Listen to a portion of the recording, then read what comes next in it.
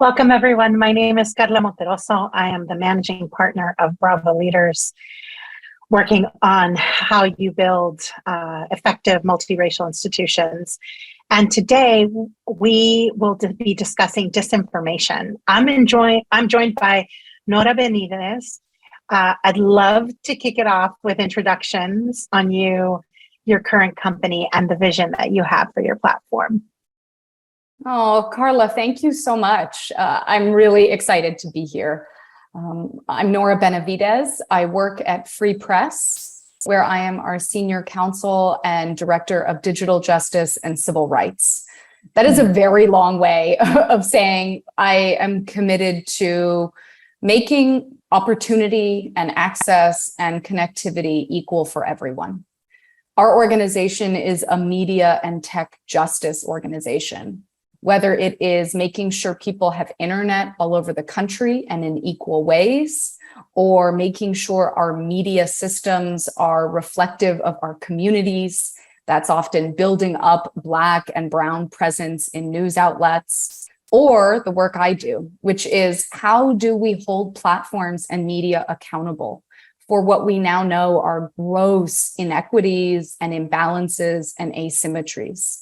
We know that hate, disinformation, and other malign forces target us, all of us, you, me, our communities, and particularly target communities of color. And so the work that we do at Free Press that I get to have the honor of working on and leading is to think about what solutions we may dream up and we may work on with members of Congress, throughout Washington, D.C., and throughout the country.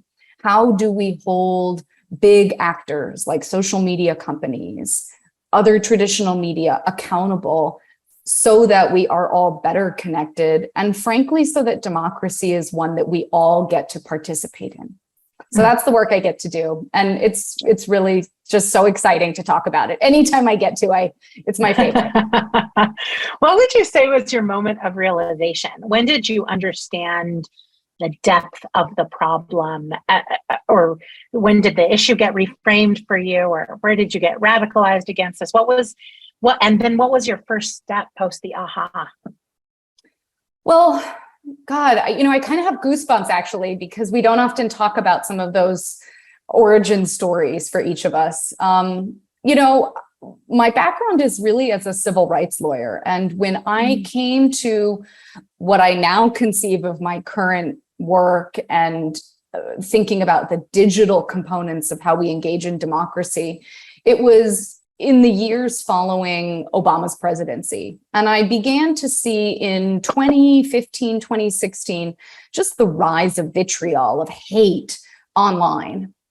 While that was happening, and I was living in the South in Georgia, where I am now in Atlanta, I saw a rise in offline hate as well. Targets against, and raids of immigrant communities, incredible division, frankly, between Black and Brown communities in the South, and just sort of thought to myself, what is the connection? How does the online world inform what we are seeing in real life?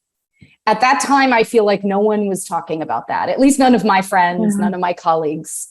And so I really devoted myself yet again to trying to understand and shine a light on this online world. And I feel like in many ways, it is the digital frontier for civil rights. So that's when it started, but it was only like a little seed. And it took many years of really understanding the problems and frankly, talking to real people. I think most of us are often in our own little bubbles, as we have the right to be. And not everyone thinks about how their social media feed may inform whether they vote or not.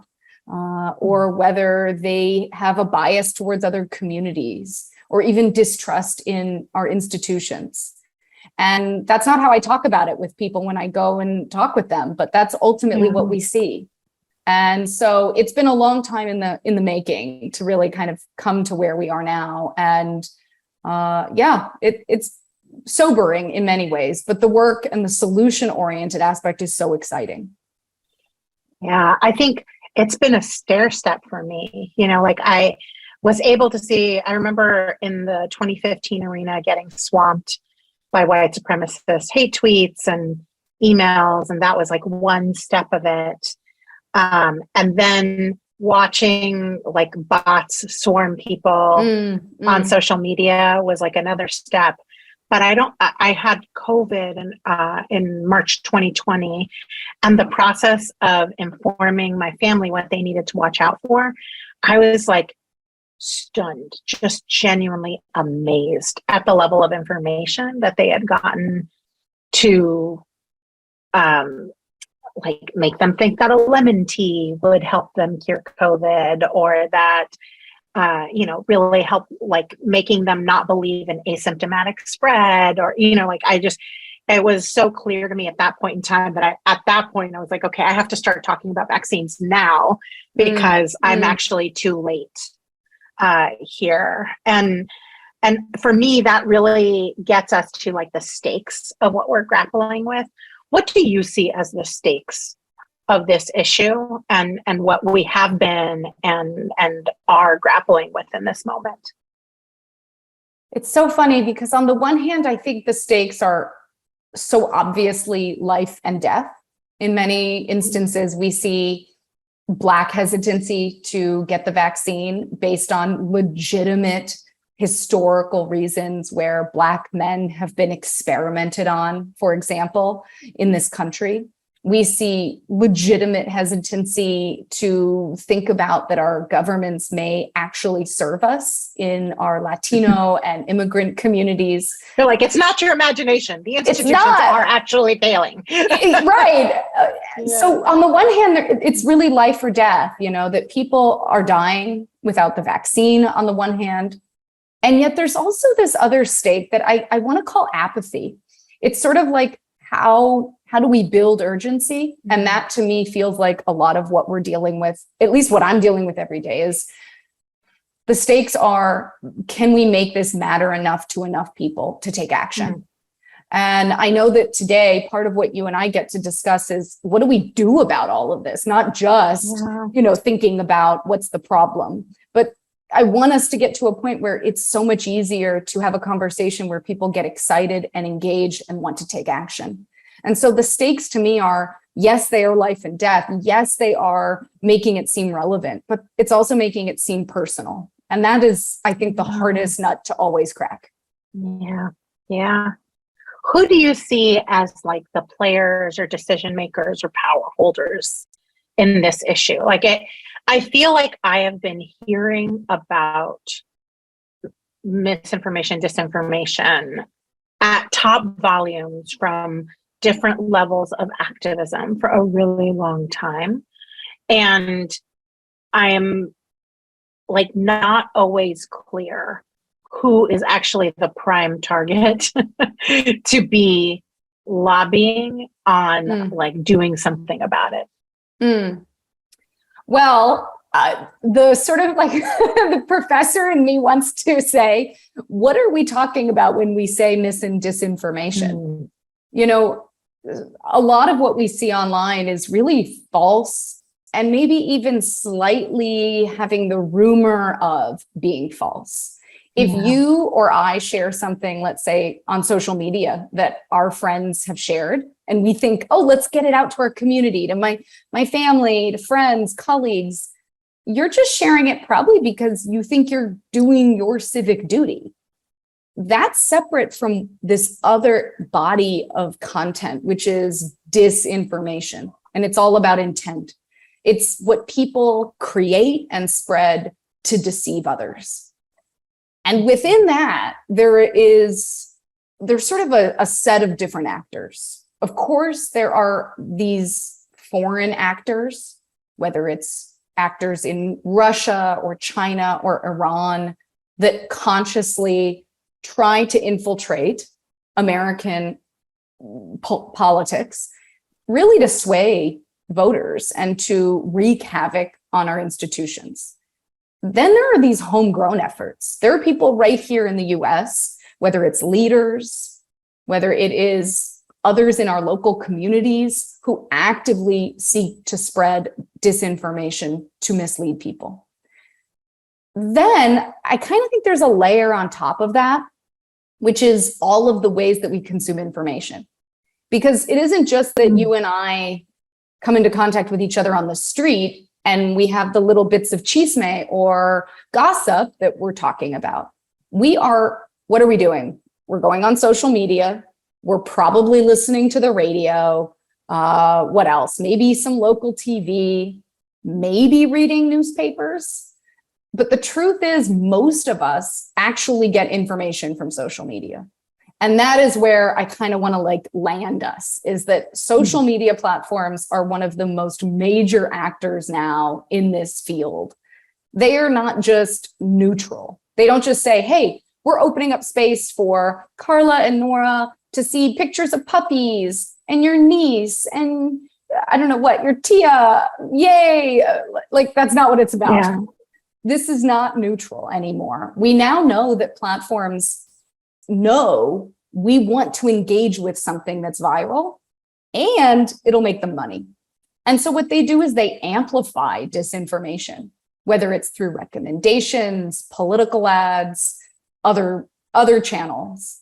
And so we're sitting here who are the actors? Well, the actors are maybe foreign governments or other private actors, local and US actors who want to divide us. And then there are the ways that we are actually kind of being compelled, I almost want to say forced, to deal with this content when we're on social media. Absolutely. Now, it's always been so interesting to me when I participate in a conversation in social media that gets swarmed, that is very obviously, to me at least, swarmed by bots, where all of a sudden all of the people who are tweeting at me or sending me messages are like, Billy 579-876, and you're like, this is not normal. This is not this. I've hit a hot button issue that has it's almost like I'm like, oh, this issue has paid actors trying to create this situation, right? And really being able to discern between what is genuine pushback and people trying to figure out what is happening here and what is people who've legitimately been paid to shape our opinion or to give the impression of an opinion. And it's clear to me that that's happening fairly broadly on a fairly broad set of issues at this point.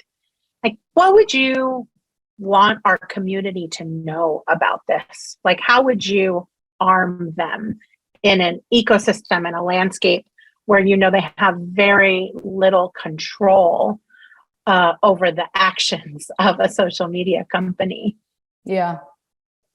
First and foremost, I would want people to know what's happening. It's so distant for most people, I think. Dare I say it's almost boring for them to learn about? It's sort of how does that affect me? It's why I say that the urgency quotient is something we have to work on, making it personal. So I would want people to know more. That's always number one. When I talk with people and we discuss, how their data is used and collected and why that makes their online experience not their own, it's really an eye-opening conversation oftentimes with people. So I really want to talk with people about that. I think the other piece is, I can't help it. The organizer in me, the civil rights lawyer in me, I want people to dream of how the experience they have online can be their own, that they can be agents of their lives, whether that's offline or online. And particularly now, as we see so many civil rights, voting rights, and other discrimination online, I think I would love to think that people really want to be empowered. I want people to feel like I know what my experience is and I am shaping that. I don't think it's very common that we get to feel that in any aspect of our lives. Certainly when we are on autopilot. I have my phone here, and the way you scroll and you're just sort of tuned out and passive. And there's a lot happening that we aren't really aware of. And so as we help tell people about that and talk with them about it, I want them to then feel like that when they take their phone or they open an app, that really they get to own their experience. Yeah. Yeah, I think one of the things that's been so fascinating to me is watching a set of activists who were not in institutions, but who were yelling pretty loud about this many, many moons ago. And to watch then their talking points be like stripped from them and deployed in the mea culpa tours of the people who come out of the social media companies and have some realization of like, oh, this was bad. I should be working against it. And then watching funding be directed to those people rather than the folks that have been fighting this battle for a really long time. What would you want funders to know and like the funding landscape to know about what it means to adequately, strategically fund a better internet ecosystem with good information? Oh, that is a question I think about a lot. Yeah. If we talk about disinformation, let's say, I know we are today, there's a whole host of things you could talk about over here, like we've been. And then as we move from just defining the problem to thinking about solutions, I think there's a disconnect because solutions to disinformation require a number of steps. For example, we need to know better what platforms are doing. We have very little insight. You know, what are the engagements and impressions of content? That's all about the disclosures and the transparency that they are providing or not providing. So we need policies and other campaigns that will encourage and urge platforms to be more transparent. That's just one example. Another reason that disinformation thrives is because we are all being targeted with certain content. That's based on the data collected about us. So the sort of bridge here from the problem to the solution of data transparency, limits on what gets collected about us, those are really long bridges. And I think that we need funders to understand the bridging is its own work. It's really organizing, because what it is bringing the grassroots groups that intuitively, daily deal with disinformation in their communities. They could be well positioned to come to the table to talk about and fight for systemic reforms. But they're dealing with the daily fight of debunking lies in their communities. And so my work is, how do we make those bridges smaller? How do we give tools to the kinds of grassroots groups that we need at the table in other spaces? And I would want funders to kind of help us talk about that connective tissue that we need to kind of increase the toolbox, you know, the set of tools all of us have. One of them might be, you know, defensive talking points. One of them might be narrative strategy. Another is policy and regulatory. And let's build the bridge to make sure that it is tight and small. Yeah, it's great. I've never answered that question. So that was like really just me going off.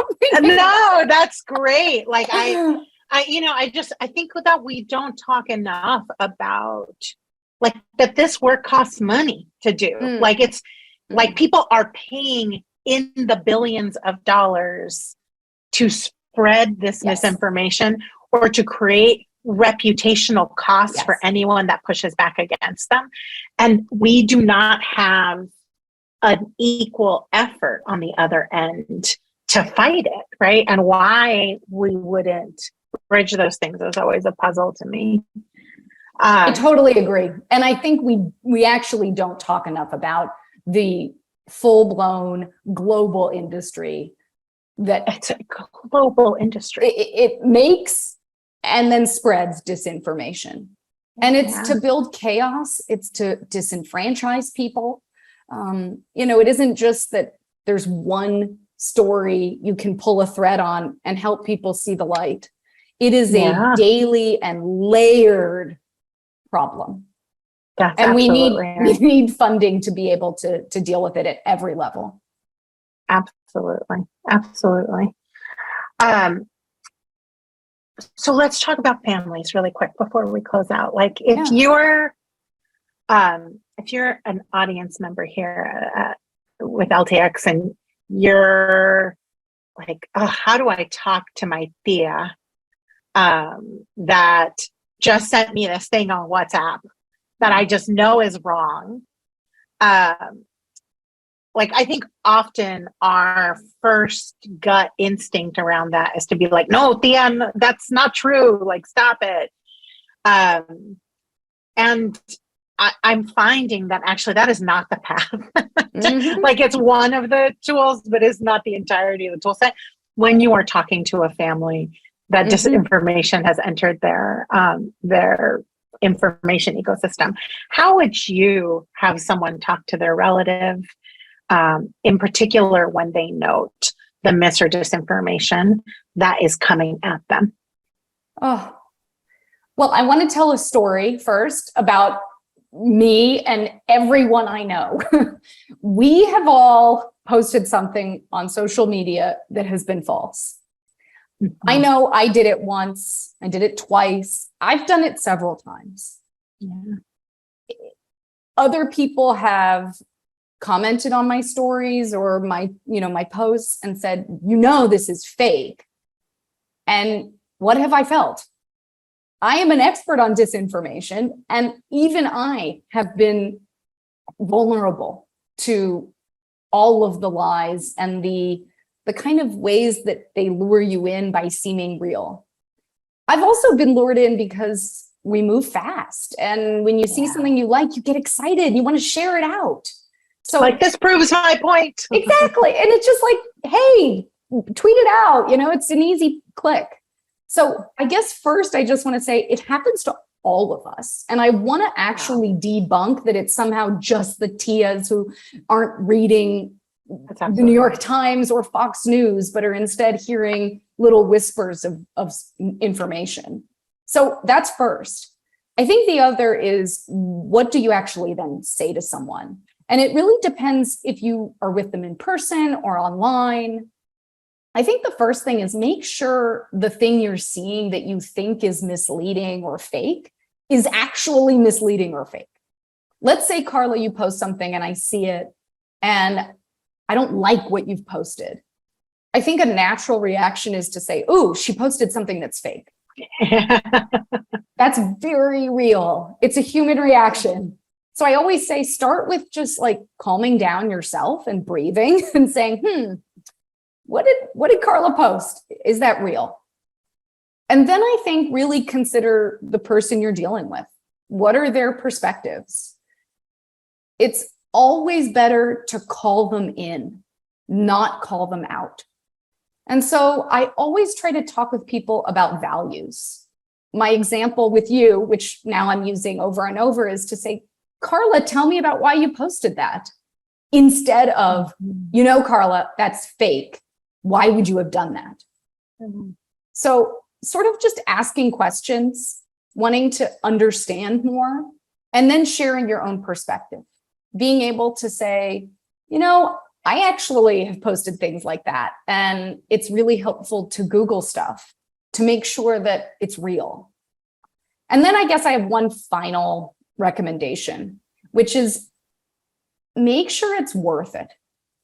We're talking about bringing empathy to very hard discussions that are really kind of baked into human nature, that we want to believe what we like, that we don't like being corrected or called out. And so if it feels like some of your friends or your family are never going to have a conversation the way I think Karla and I could have a conversation, that one of us posted something and let's talk about it. If that doesn't seem possible, you have to always ask yourself, is it worth it? because we know so many instances in which families have been torn apart, that there are ways that people feel they can never talk to family members again about a topic. And that's the point of disinformation. It works if we are divided. And I always try to just tell people, like, take a beat, make sure it feels worth it, and try it again and again, because like with everything that's hard, it takes time. Well, I'm going to close us out here, as much as I would love for us to keep talking. But before I do, are there any instructions you would give our audience on how to organize against this, or how to push at any current, like, legislation that might be out, any, like, whatever it may be? Like, what are the steps you would have us take after listening to you talk? Well, I always say I think local groups know best what their local communities need. And having done hyper-local organizing as well, I just commend the groups and those that are listening for that kind of work, because it is a slog and it is the most essential to secure civic engagement and trust. So that's just one thing I just have to say, because it's so important. I think the other is we have to believe that there are big solutions out there, that it isn't just individual chipping away conversation by conversation. That is essential, and it must be paired with other work. And that's the work I get to do. I do it through groups like the Disinformation Defense League, which is a network of hundreds of local groups. And a lot of them, I think, are like the listening organizations and audience here. Groups that know it's a problem and are working at that local hyper-contextual level. What I want to do is invite groups to join us and to think about how we tackle and then win systemic victories, so that we are passing laws that protect people's privacy, that enhance civil rights online, and that make sure our government and our social media companies are really creating a floor for our rights, not a ceiling. I think we often deal with this thing where they're sort of like, oh, well, here's the most that we can ever get. And I want to say, what's the least we can get? And then we need to go up from there. So my call to action is dream about those big systemic solutions with us. Join the Disinfo Defense League. Please find us. We're so easy to find. And I don't know if I should be giving like websites or calls to action like that. I'm like, it's the disinfodefenseleague.org. We have a policy agenda that we fight for. I know, Karla, you asked about specific legislation. There are a number of major pieces of legislation moving in Congress. But every time there is an important one, groups like the Disinfo Defense League work on talking with Congress, bringing our voices to the table where we have pretty much always been left out of those debates. Talking about how non-English users online are targeted. Talking about how Black, Indigenous, AAPI communities are targeted with disinformation. And so we need kind of inter-identity coalitions, and we need to really make that bridge that I mentioned smaller. So that's my call to action.